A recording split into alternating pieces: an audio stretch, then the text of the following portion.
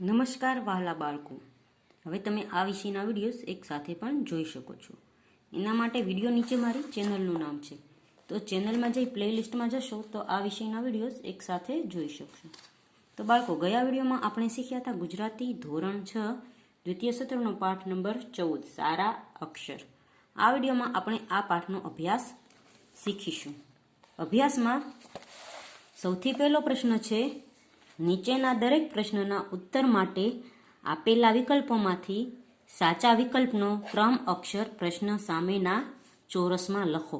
તો પહેલો પ્રશ્ન છે, મેહુલની નોટ સાહેબ વર્ગમાં બધાને બતાવે છે કારણ કે તેના અક્ષરોની વાત બતાવવા માંગે છે. તો મેહુલના અક્ષર બહુ જ સરસ હતા એટલે તેના શિક્ષક હતા તે વર્ગમાં તેની નોટ બધાને બતાવે છે. ગ જવાબ સાચો છે. બીજો પ્રશ્ન છે, અક્ષરો સારા કાઢવા હોય તો, જો અક્ષરો સારા કાઢવા હોય તો લખવાનો વારંવાર મહાવરો કરવો પડે, એટલે વારંવાર લખીએ તો અક્ષર સારા નીકળે. ગ જવાબ સાચો છે. ત્રીજો પ્રશ્ન છે, તમે પહેલા ધોરણમાં ભણતા ત્યારે સાહેબ આડી ઊભી ત્રાસી લીટી દોરાવતા કારણ કે અક્ષરોના વળાંક સુધરે. ખ જવાબ સાચો છે. આગળનો પ્રશ્ન છે, નીચેના દરેક પ્રશ્નોના એક એક વાક્યમાં ઉત્તર આપો. તો પહેલો પ્રશ્ન છે, સાહેબ બધાને મેહુલની નોટ બતાવે છે તે બાબતે હાર્દિક શું માને છે? તો સાહેબ બધાને મેહુલની નોટ બતાવે છે તે બાબતે હાર્દિક માને છે કે તેની નોટના પાના લીસા અને સરસ છે. પછી છે, ચારજોને બદલે કયો શબ્દ વચાયો? તો ચારજોને બદલે મારજો શબ્દ વચાયો. ત્રીજો પ્રશ્ન છે, સોનલના પપ્પા તેને કેવી નોટ લાવી આપે છે? તો સોનલના પપ્પા તેને સસ્તી નોટ લાવી આપે છે. ચોથો પ્રશ્ન છે, અશરફ કલમને શેમાં બોલવાનું કહે છે? તો અશરફ કલમને શાહીના ખડિયામાં બોલવાનું કહે છે. પછીનો ત્રીજો પ્રશ્ન છે, નીચે આપેલા પ્રશ્નોના ઉત્તર 1-2 વાક્યમાં લખો.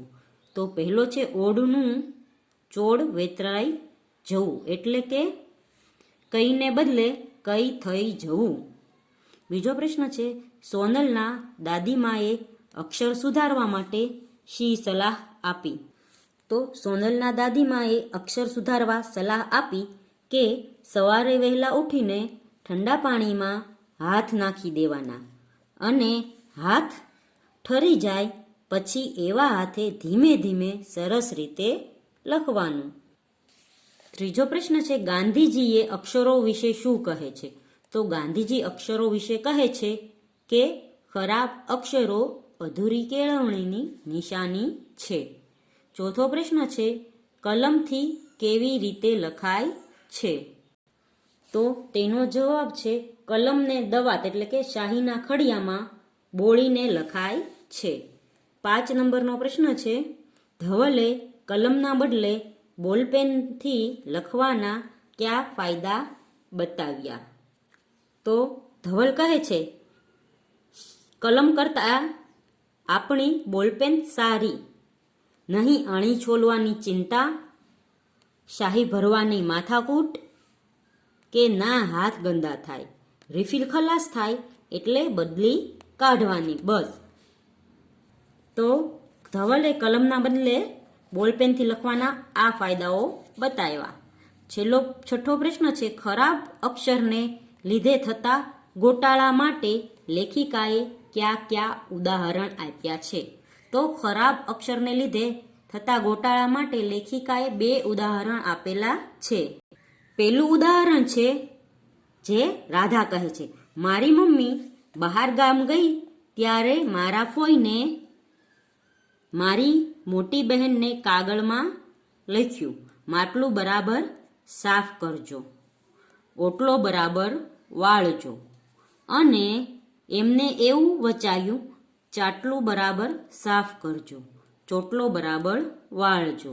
તે મારી બહેન બિચારી રોજે રોજ દરેક ચાટલા સાફ કર્યા કરે અને ટૂંકા વાળમાં ચોટલો વાળવાની કોશિશ કર્યા કરે. બિચારી એવી કંટાળી ગઈ કે વાત નહીં. અને બીજું ઉદાહરણ આપ્યું છે કે એક જણે ગામડે કાગળમાં લખ્યું કે ઢોરને બરાબર ચારજો, અને ત્યાં એવું વંચાયું કે ઢોરને બરાબર મારજો. તે એમાં બિચારા ઢોર માર ખાઈ ખાઈને અધમુવા થઈ ગયા. આગળનો પ્રશ્ન છે, અક્ષરો સુધારવા માટે કોણ કઈ રીત બતાવે છે તે લખો.